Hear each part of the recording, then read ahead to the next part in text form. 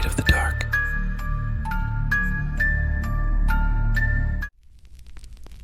It's a long and convoluted story. If I hadn't been asked, I would have never told it. Now, a year later, it's hard to believe everything that happened that summer, though the scars on my back serve as the best reminder. It sounds funny. All right, let it be. I used to love coffee a lot. No, don't think I'm making fun of you.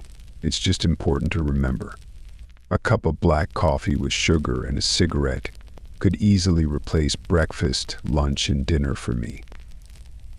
I drank it at home, at work, whenever I went out somewhere. Close relatives and friends always knew what to gift me on holidays. And the kitchen cabinets were overflowing with various coffee paraphernalia, Turkish pots, and Italian coffee makers. Lisbeth, as a proper wife should, grumbled, but tolerated my passion for the invigorating drink. I especially enjoyed coffee packages from different distant countries where fate had scattered my classmates after graduation. Some chased after the mighty dollar in Angola and Mozambique. Some discovered Jewish roots and went to Israel. And there were the Americans who luckily won the green card lottery. I never went anywhere like that, not even when my best friend Mike invited me to Brazil as an assistant to a representative of a transport company. I refused. Why? I don't know. Circumstances just worked out that way. Everything happens for the best. I got a job at a small firm that catered to the international interests of business aviation carriers. If you've seen in movies how cool guys fly on private planes, that's exactly it. And so I had access to the commander's mail and could send parcels through acquaintances who were pilots to friends living thousands of kilometers away from me. I sent delicacies, buckwheat, Borodinsky bread, candies, caviar, and much more. The only problem was with customs in the USA, but a couple of times my packages made it through there too. And it was so nice to receive reciprocal gifts with various colonial goods, the main of which was, of course, coffee. The coolest packages came from Sao Paulo, where Mike eventually managed to start his own business.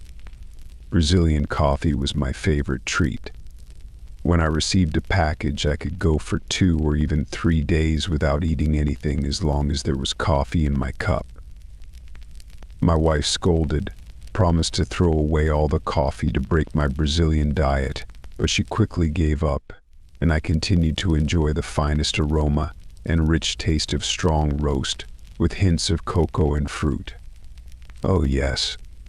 In June, another package arrived from Mike. But instead of the usual Santos, there was an unremarkable package without any markings in the box. When I unfolded the wrapping, I felt a strange sensation. My nose caught a subtle earthy aroma. At first, I didn't like the smell. But the longer I kept the package open, the more I wanted to try the new coffee. The beans were large and black, roasted in the condition that I particularly liked. If you take such a bean with your fingers, an oily trace will remain on your skin. A wonderful variety, and it didn't matter that it came in such a modest package. I called my friend and thanked him for the gift. In response, I heard Mike's proud declaration that this time he personally chose the coffee at the rural market in Sorocaba, a suburb of Sao Paulo. Excellent and natural eco-product without extracts and loss of its pristine properties. I couldn't wait to get home from the airport. On the way, I opened the package several times to inhale the intoxicating aroma of the beans. At home, I rushed to the kitchen, eager to taste the black as tar and just as thick drink in 15 minutes. It even seemed to me that the beans dissolved in the boiling water without a trace. It was so viscous. The taste overwhelmed me, and for almost an hour I drifted away from the real world. thoughts flowed smoothly and peacefully, not lingering long in my head. Several times my wife approached. She snorted and scolded, saying that the whole kitchen smelled of some rot, and if it was coffee, it would be better to throw it away. What if it had gone bad? I didn't notice her. My wife's voice was just a sound, intrusive, but meaningless. Excellent coffee. Before going to bed, for a moment I caught a whiff of rot that Lisbeth complained about. I fell asleep quickly, and almost immediately I started to see dreams. Colorful, bright, as if illuminated by spotlights. There were people around me, a whole crowd of incomprehensible dark figures. You couldn't make out their faces or figures, but I understood they were people. They were singing. Although the monotonous howl could hardly be called singing, a muted drum beat reached my ears. Then the crowd parted, and I was pushed into the created passage. I guessed what was expected of me and decided to submit to someone else's will. It was hard to walk, my legs sank into the soft soil. Ahead was a forest. Towards it I went. But as soon as I approached the edge of the dense tropical forest, and it was indeed the jungle, I heard screams behind me. Those black shadowy figures were chasing me. I got scared. Yielding to fear, I ran into the thickets. Plants clung and hindered my movement forward. Behind me, the pursuers were shouting, and I ran and ran further without discerning the way. I woke up abruptly, with a scream. As if tearing through a sticky cobweb, I threw off the sweat-drenched blanket. My wife sleepily muttered for me to calm down and go back to sleep. It was hard to argue with her, but I couldn't fall asleep. And also, I really wanted coffee. There was enough left in the coffee pot for a third of a cup, which I stretched out for the rest of the night. I didn't feel like sleeping.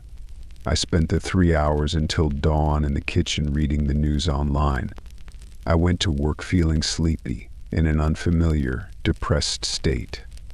I was only happy that I could have more coffee at work. Fortunately, I brought some from the last Brazilian package. After the first cup, work heated up. Colleagues looked at me in surprise at some energy, but they told me I didn't look good. Sickly pale and with a strange smell. I felt embarrassed, apologized, but couldn't understand how I managed to smell so bad. I returned home late that day. Lisbeth was already asleep, having waited for me for dinner in vain. And what did I do when I entered the apartment? Right, I went to make coffee. I drank it all night. I completely forgot what sleep and tiredness were. Any worries, doubts, and anxieties dissolved without a trace in the black brew with its peculiar aroma. My mind ceased to resist the harmful habit. More coffee. I left for work before my wife woke up. My dear Lisbeth was furious. She threw a fit mixed with a lecture on healthy eating and a proper lifestyle. Damn it, Lisbeth, another cup of coffee.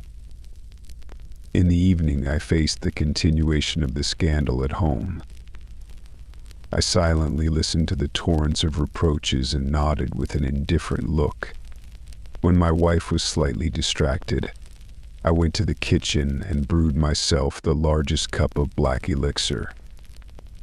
Lisbeth got angry and knocked it out of my hands. The coffee spilled on the tiles, ceramic shards flew. Doesn't matter, I brewed another and drank it. When I went to bed, I felt a wild, suffocating stench. But I couldn't understand where the smell was coming from. I fell asleep and saw again a crowd of shadows, shouting in an incomprehensible language. They were pointing at me. Out of nowhere appeared a tall wooden pole. I was led to it and chained to it. In the next moment, thick lashes fell on my back. I felt pain, but couldn't wake up. The torture lasted endlessly. And when I woke up in my bed, I heard my wife's moans. She huddled in the far corner of the bedroom and prayed. The room was lit. With difficulty, I got up from the bed to calm my wife, but as I stood up, I felt that the sheet was sticking heavily to my back. I urgently need to drink coffee and calm my nerves mechanically. I turned to the sticky sheet and froze in horror. The entire bed was stained with blood. My blood, which was still trickling down my back in thin streams from the lacerated skin. The ambulance arrived quickly. While I lay in the hospital, Elizabeth threw away the remnants of the coffee. The smell of decay, she said, was unbearable, and I began to have terrible visions. Every night, the black shadows staged a cruel hunt. Waking up, I begged for coffee, but the ordinary drink, devoid of that earthy aroma, only caused spasms and vomiting. Gradually, the dreams ceased to be so frightening. The shadows stopped appearing. It took another 2 weeks in the hospital before they allowed me to return home. There was no trace left of the former passion. And then Mike called. He was genuinely concerned. He asked me to urgently throw away the package of coffee from the previous shipment.